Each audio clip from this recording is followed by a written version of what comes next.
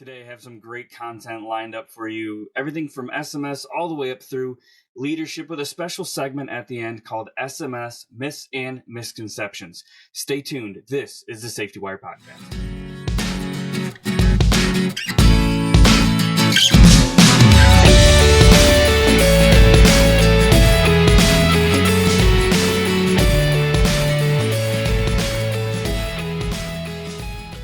Welcome, everyone. My name is Tim Wade, and I am your host. Joining me today is someone who has truly made their mark on aviation safety. MBAA Top 40 Under 40, MBAA CAM certified, and a pilot. And if that wasn't enough, she is the CEO of Aviation Safety Solutions. Amanda Ferraro, it is great to have you on. Welcome. Tim, I'm so excited to be here with you today and talk about everything aviation safety and what the future looks like. Absolutely. Looking forward to it. It's been great working with you for the past few years, through MBA's safety committee, and I've been able to learn quite a bit from your background and your journey. So could you tell me how you got into aviation and what led to you being the CEO of this great organization you're a part of? Yeah, I would love to, especially for anybody that's aspiring to come into our industry. When I was 12 years old, my neighbor took me for my first airplane ride. He was a Northwest Airlines captain and actually paid for my private pilot certificate. So very fortunate to have an amazing, incredible mentor in my life at a very young age. From there, I decided to go to college and start my aviation career. So I was at Minnesota State University, Mankato, graduated there with my 4-year degree, went out to Atlantic Coast Airlines on an internship. And my last week of my internship, they sent us back home. They actually furloughed some of their pilots. So I became a charter pilot and had the opportunity to flight instruct, do some marketing for that company, and then went to Cessna Aircraft Company back in the early 2000s to help transition traditional aircraft to the glass cockpit technology. So I was very much on the cutting edge of the new technology that was coming out in the industry. And then from there, I went to John Deere Global Aviation Services and became a international captain, was on the Gulfstream, Citation 10, Citation Sovereign, went to American Family Insurance, helped them onboard their Gulfstream and all their international procedures and a drone program. Then I went to FedEx on the Airbus 300. And I decided at that point that I wanted to really start and run my own business in aviation safety. Oh my goodness. Okay, so a lot of airframes in your past. You got a favorite one that you like to fly the most? Yeah, I do love the Gulfstream platform. It's a great, incredibly engineered machine, and it's kind of the love of your life once you start to fly it. So very much have a deep love for that aircraft. I can imagine. I'm really looking forward to the 700 coming out soon and getting to see that in our fleet here soon. Absolutely. SMS has been a major topic in our industry, and it seems to be that a great topic that you've absolutely devoted your career to fostering through. How have safety management systems evolved, when we look at ICAO Annex 19 and then all of the wonderful FAA SMS requirements? How have you seen that evolve over the years? Yeah, I had the incredible opportunity to be with John Deere Global Aviation Services when ISBAO first came out and was tasked to develop our SMS back almost 20 years ago now and be a part of that. So I've been with SMS since the very beginning. And I can tell you confidently where we started, which was a frat. Every flight department, every organization started with some sort of flight risk analysis. That has actually really gone by the wayside. And the regulatory bodies around the world are starting to put out their expectations in the interpretation of the ICAO standards. And so what we're seeing the regulatory authorities taking a front row seat versus auditors in our industry doing the interpretation of the standards. And what's really important is that when operators are flying around the world, they're conforming to the international requirements and expectations of the regulatory bodies around the world. So what we see is what used to be flight risk analysis or FRAT is now an identification of hazards, and everything that we're looking for in our organization is internal and external hazards, proactive and reactive. And how do we assess those? How do we mitigate those? And then how do we gather the data to be able to have a predictive system? That's truly the counterpart of a well-run SMS is you're getting away from the reactive, moving into the predictive, and even moving to the continuous improvement and really looking at where your system's flowing and how can you really get behind it and improve it as you move forward. Absolutely. You know, the next chapter for us in our industry, we've spent the last 20 years developing the framework for SMS, learning what it means, taking those baby steps to understand it's not just a flight risk analysis, which was really meant for when the aircraft went to fly, but it's actually identification of hazards across the operation that infiltrates every pillar, every functional team, that involves every participation, every organizational participation, and every group participation within the organization, to literally now becoming a mountain of data collection to be able to really predict our highest risk and laser focus those efforts on mitigations in those areas, and bring that risk down and raise the safety bar. Keep raising that bar for sure. You know, culture is a huge piece of any SMS program, and to implement an SMS program, obviously you're going to go through a culture shift. I often hear that SMS program is at its best when it's written to the organization. Even the FAA says it's a program written to your organization, and not the other way around where the organization is trying to conform to the SMS standards. I don't always think it happens that way, and everyone faces tons of challenges when you're actually implementing this massive, robust program. What are the challenges that you faced in implementing these programs through various organizations? Great question, Tim. I get this question a lot as well from clients and our industry trying to seek the knowledge to figure out what's the roadmap for this. I think we would all love to have the answer. Like, it's just, oh, it's just this roadmap and here's your roadmap. Unfortunately, you hit the nail on the head. It is literally customized to the operation and how the organization does its day-to-day activities. So what one implementation with one client would look like versus another implementation with another organization would actually look totally different, although the principles are the same. Some of the roadblocks that we see is leadership doesn't understand the premise or doesn't have a good tool to equip themselves to say, okay, we know what we're supposed to be doing, we know how to achieve this, and we know the direction we're going. There still seems to be a lot of misunderstanding about safety management systems, SMS, what ICAO is expecting, what the regulators around the world are expecting, what ISBAO is expecting.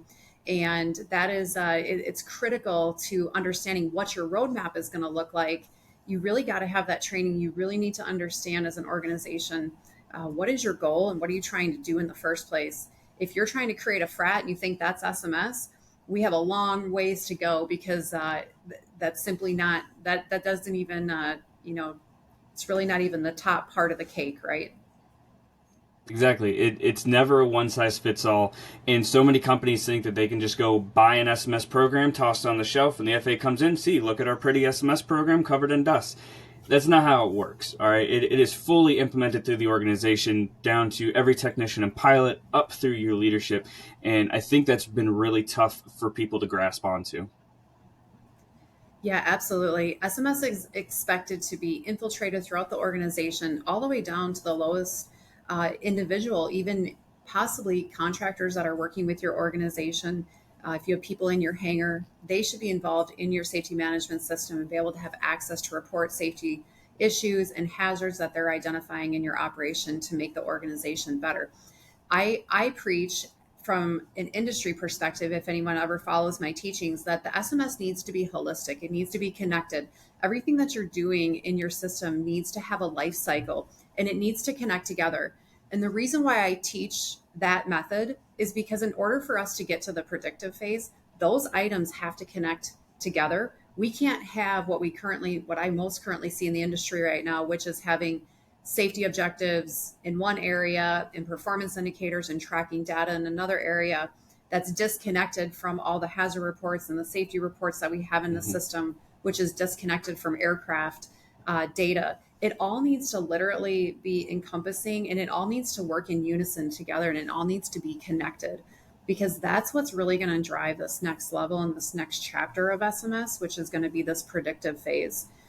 Tim, I hope by the time my career is done, I hope that our technology has advanced enough to where operators will be able to have a software system or have some type of system that literally they are able to dump data into the system, and the system can spit back out to them what their safety objectives are, what their performance indicators are, what they should be tracking, what they should be looking at for risk. Today, we really don't have that. We have software that that kind of does that, but not really, Mhm. not in that fashion and not to that level. Mhm. We're starting to see it a little bit on the fatigue side, I think, because you're seeing a lot of risk in that element. But you're right, it does not exist there. And I think you really lit up some minds when you actually mentioned contractors. I never hear anybody mention contractors when it comes to SMS. And if you truly look at your program, that could be one of your biggest risks because you have intermittent people bouncing through your system that do not have the training and understanding that you're putting out to your entire organization. That's a huge gap there. And you also mentioned if anybody has followed your teaching, I love following your guys' teachings. Catch Amanda's team at Bombardier Safety Stand On. Catch her team at MBAA Base, and you'll be absolutely enlightened with your own program. And you'll come away from that with so many tips and tricks to truly influence what you have back home. And that's what I really want to talk about next. Tell me about your company. How did Aviation Safety Solutions get its start? So, Aviation Safety Solutions got our start when I became an auditor when I was flying for John Deere. At that time, we had implemented to a stage 3 organization. And I had a lot of our colleagues that were really confused about safety management, wanted help. They kept calling, "What are you guys doing over at John Deere?" And I really felt like the biggest way that I could help impact our industry moving forward was to step into a leadership role within the auditor corps and try to influence the industry from that perspective. So my company started in 2013. I became an ISBEO auditor, and it has grown through the years. There's no doubt that I have absolutely had an incredible opportunity and incredible time to be able to bring my passion, which is safety and teaching, together for our industry to try to help organizations understand. So at Aviation Safety Solutions, we have 32 employees that work around the United States. We help operators implement SMS, do training within SMS, and then we also do auditing within SMS. And we really take industry best practices and standards and really try to help bring first class organizations and help them in their roadmap to not only implementing, developing safety management, but how do they take that and how do they make that into a first class run operation and organization? You can get SMS knowledge anywhere, and you can read the regs all you want till you're blue in the face. What you will not get with every auditor and with every organization that tries to encompass this program is the passion that you and your team actually bring to this issue. And unfortunately, right now, you have to call it an issue because it is ever evolving, which I think in the eyes of the regulators, they want to see it evolving, but I think they're evolving it in a way that is losing a lot of trust. People don't want to implement it because it's just going to change next year and they're not going to mandate it and they're not doing all this. So what future trends are you seeing in our industry with aviation safety, and especially with those challenges, and how is your organization preparing to meet those challenges? Yeah, Tim, there's no doubt that we definitely have some issues and challenges that need to be addressed. There's absolutely no doubt about it. We have thousands of operators that are going to be needing a safety management system. I am very fortunate that I've been poised and been asked by ISBEO back about 4 years ago now to develop the ISBEO standardization course, which is the ICAO standards explained as part of ICAO Annex 19 SMS. Mm-hmm. And so, really getting a very in-depth understanding, working with IBAC to truly understand what do the protocols mean and how can operators implement them. In addition to my team working with the FAA voluntary program and the FISDOs around the United States, we've been very fortunate as an organization to audit 121 air carriers and really see what the FAA has bought off on. The FAA has a different perspective on SMS. It's a quality management system, is where they built their foundation from, which included ICAO Annex 19, some of those standards, but it's different and the expectations are different. And what we're seeing is that next year, the FAA is planning on doing rule making. We just had the NPRM this spring for notice to propose rulemaking, which our industry had the opportunity to make comment. But the plan is for 2024 that rulemaking is going to happen. The Boeing MAX crashes really helped accelerate the timeline. Unfortunately, there was a congressional mandate for the manufacturers to have SMS. And actually, this spring, we saw 139 airports are required to have an SMS now, too. depending upon their size. So it is coming. When I was a pilot at John Deere, we used to say, oh yeah, SMS is on the horizon. It's coming in the next couple of years. Well, that's been about 20 years ago now. And essentially, we are literally on the horizon of SMS because there are regulatory bodies around the world that are putting pressure on our FAA.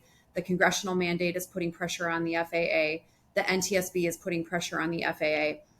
I don't know if most of the viewers that are going to be watching this know this, but in Canada, SMS, they have implemented SMS across their entire operations within their umbrella of aviation up there. And so that is also substantially putting pressure on our FAA to start to conform to expectations around the world. You made an interesting point. I remember when I was with Constant Aviation going through our SMS program, it hadn't even really kicked off yet. We were getting audited to get a certificate from South Africa. Almost a country that you would assume would have a less sophisticated aviation program than the U.S. And their first question was, where is your, not just your SMS program, where is your approved SMS program? And we're like, how is this other country that we're the leaders in aviation, and it felt like we were ages behind another country, and it was a culture shock to us personally. Yeah, I would love to spend a little bit of time talking about that. I have operators that come to us that are applying for TCO. Usually, those are the 135 operators that want to fly commercial over in Europe or in the UK. They have to apply for a TCO authorization to fly commercially over there. And it's interesting because what the EASA inspectors are expecting from those organizations is one, that they have FOQA, and that two, they actually have a program that's already been implemented in data that's being dumped back into the SMS system and being analyzed for performance indicators, objectives, and that you're monitoring those items on the aircraft. So EASA inspectors expect a fully developed FOQA program that essentially is integrated out throughout the SMS system. So when you look at where most of our organizations are at, they might have a FOQA program, maybe they just bought it, maybe it's getting installed. But to be honest with you, if you're an operator that needs to get a TCO, my best suggestion is you need to start that process 6 months before, and it's going to take a while to buy it, get it downloaded, and then run that data through the system. So I would say 6 months, a year, it's not out of question. Once again, it's not just quick. You can't just, or it's not, not something you can drag your feet on. It's not quick, And I think that leads up to a little segment I want to do, since we have, the industry subject matter expert on SMS. I wanted to do SMS myths and misconceptions, where we're gonna fastball questions to Amanda to answer what is really going on in our industry with regards to SMS. And I actually had a LinkedIn question that somebody submitted, so we're gonna go through these real quick. All right, so some organizations don't believe they have the budget for SMS. Should funding be a deterrent to implement SMS? Funding should not be a deterrent to implement SMS. I can actually do SMS on an Excel spreadsheet. So Thank if you. I can do it on an Excel spreadsheet or Microsoft Word document, all the fancy tools, Tim, are great and they do help. I'm not going to lie. However, it literally does not have to cost hundreds of thousands of dollars. Not at all. Not at all. I remember I was on Thoroughbred Aviation's podcast about a year ago, and I made the comment out of thin air that it doesn't matter if you write it down on a Wendy's napkin if it's accepted by the FAA, and it works. If you go through design validation, it works. So you don't need to spend hundreds of thousands of dollars. But like you said, those software tools are great. They do work very, very well. But it could happen on an Excel sheet. You need to start at the base level, get the data in, and do something with it. Actually put it out. Yeah. All right. Next one. SMS is not mandatory. Why should I bother with it now? I love this question, especially for operators in the United States. For those organizations that have already implemented an SMS, which is ICAO NX 19 for the most part. So if you're with any standard setting organization out there, that's ICAO NX 19. The FAA SMS is different. And so it's different language. It's different requirements. The system is holistic. It's all connected. And it's going to take some time to not only develop and change your manual, but to change your processes to reflect those changes and to change the language that you're using. So it is, I would tell you that you're somewhere between 60 to 70% of the way there with ICAO Annex 19, but you do still Hmm. have some uplift to do. It's going to take some time to make all those changes, especially since majority of SMS softwares don't conform to the FAA expectations today. So that's going to be a big issue in our industry. Exactly. And don't forget, people, that just because your manual says it does not mean you get to sign off on that line item. You need to prove back that it's actually been implemented, and they're going to ask for multiple examples. Show me how this is actually working. Okay. Some aviation groups say they don't see the value in SMS. If they have my best interest at heart, why should I buy into the hype? So, if you really know what SMS is and you understand it on a very deep level, I actually say it's the insurance policy for your organization. And what I Mm-hmm. mean by that is when people are your organization, the individuals in your organization are constantly looking for hazards and identifying hazards in your operation, both internally and externally. It's the opportunity for leadership to take a look at themselves and self examine and say, boy, we can do this better. We want to make sure that this doesn't ever happen again to anybody. And we're going to fix it and we're going to make it right. And we're going to commit to that. And we're going to have a just culture while doing that and making sure that for those people that are providing that information and data, that we're not going to be punitive in our leadership, that we're actually going to embrace this. We're going to ask for more feedback, we're going to ask for more opportunities to improve ourselves. So SMS at its essence is really about continuous improvement.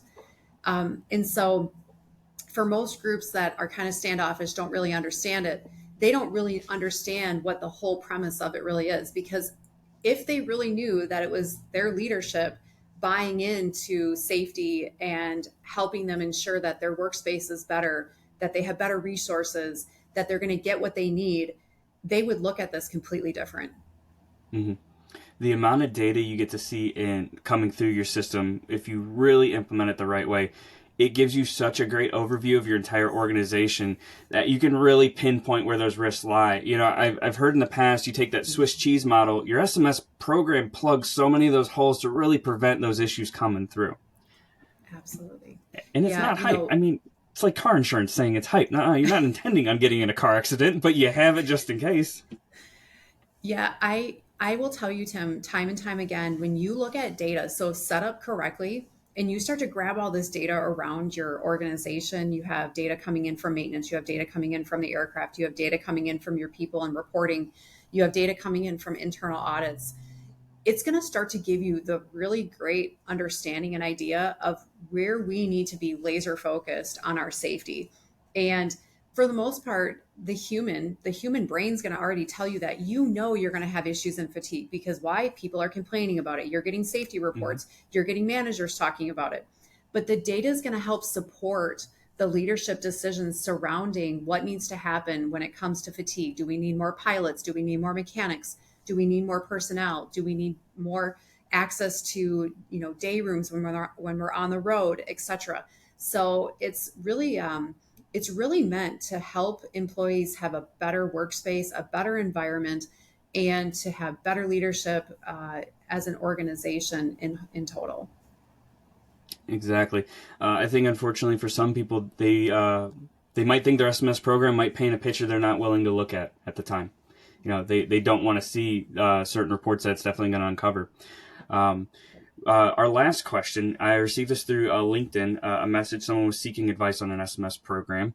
My safety culture is not productive enough to put SMS in place. My safety manager acts like a cop. I hate it when they do that, by the way. And the techs on the floor won't try anything new because it works fine the way we've always done it.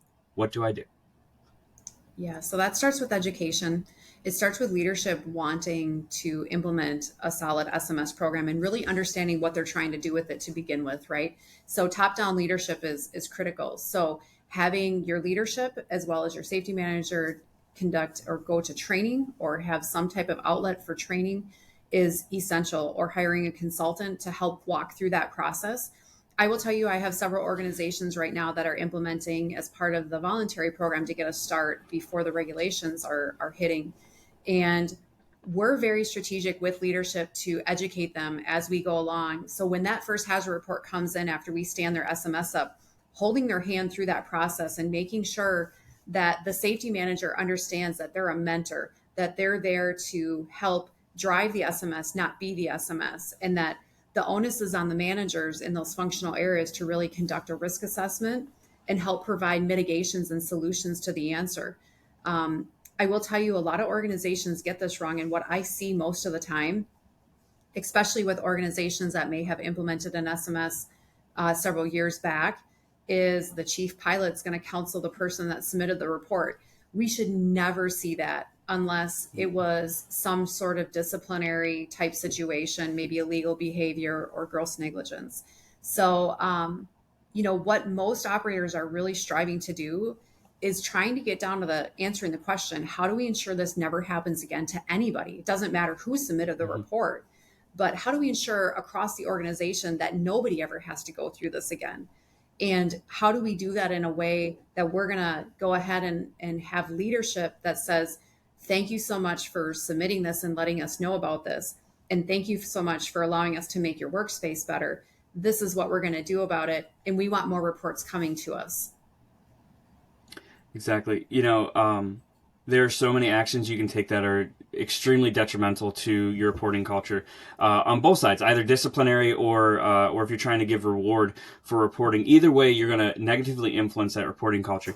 You brought up the 737 Maxes earlier. Aviation was built and we are as safe as we are today due to the history we have behind us and the fact that we have continuously learned from it and not just put out disciplinary actions. If you fire somebody for making a mistake, you didn't correct why the mistake was taking place. If you fire somebody for opening their mouth for bringing up a hazard, you didn't fix the hazard. You just removed a portion of your human element. And if anything, you removed the most important portion of your human element, the one that was directly related to the event. You need to use that and harness that for education. I can't tell you how many times where leadership may get this wrong, where they have an event that happens and they would much rather fire the person than they would actually deal with the situation. And that goes against every single SMS principle out there, unless it's done because of disciplinary action reasons on behalf of items identified by the operator that are not going to be accepted into the SMS program. So, some of my best advice for organizations that are dealing with this, there's something called a just culture decision tree, and you can Google it. There's all kinds of examples online, but if you don't have a just culture decision tree, Tim, in your manual, I highly, highly encourage getting one and building a framework for what does your actions look like when you have an event or you have a report come in to your system. How are you going to handle that? And what is the flow of that process? And how are you going to, is it going to be disciplinary action or is this going to be handled in a non-punitive format? Most of those safety reports should be handled non-punitive. And the safety manager, should be acting as a mentor to the organization to safety, while the manager is really trying to identify the risk and trying to come up with the mitigations with the frontline staff, because they're better equipped as a safety matter expert in their field to really understand what's going to be the best fit. But never should we see that you have a pilot or a mechanic being counseled by executive leadership just because they submitted a report. Exactly. And, don't forget, just culture does not mean discipline-free culture. A lot of people think that just because we implemented just culture that we can't discipline our folks. No, that doesn't mean it. It means you can look at multiple avenues of everything as far as termination all the way down to counseling, re-education. And Amanda hit the nail on the head. Definitely look up a just culture decision tree. It will really help you. Think of it as a parenting technique. Before you spank your child, you look at all opportunities and why did the incident take place. You look at root cause decisively and not just jumping to conclusions, for sure. Well, that was the last question I had. Amanda, I truly appreciate you being on the program today. Thank you so much for being here. You're welcome, Tim. Really glad to be here and excited to be able to educate our industry. And I'm always open for questions as well if there's ever a need. Oh, well, you will surely be back on. I will make sure of that. All right. Thank you so much, Amanda. Take care. Take care, Tim. Thanks.